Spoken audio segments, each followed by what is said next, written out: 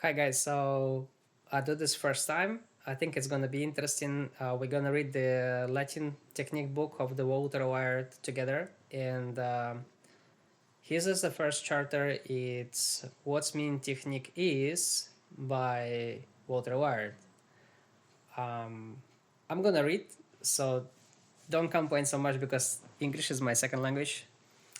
Okay, so it's the same as the technique of any use of the human body. It's the result of the brain sending a message to the body that a specific type of the movement should be performed.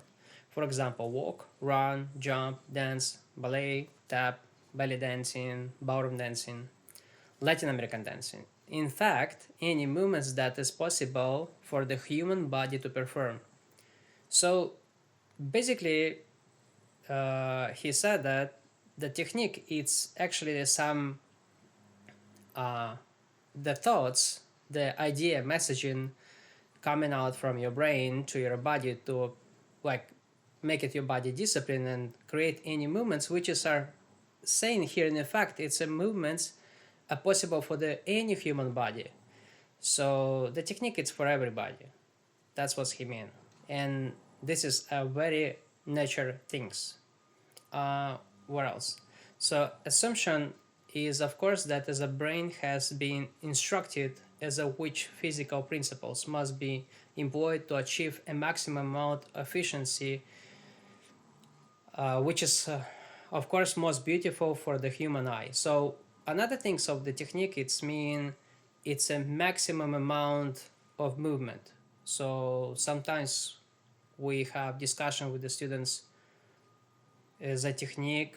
People thinking the technique it's something minimum or something not necessary or something like just a minor things of the dancing and but actually the technique it's a maximum amount, so that is the most important thing. So technique it's a really stable rule for dancing, a very clear rule. So in another things sometimes we on a lesson we spend time to for explanation. That's what's mean the technique it's a brain message. So technique it's, let's say it could be philosophy or it could be a strategic plan for your dancing. So it's something which is make your thoughts are clean.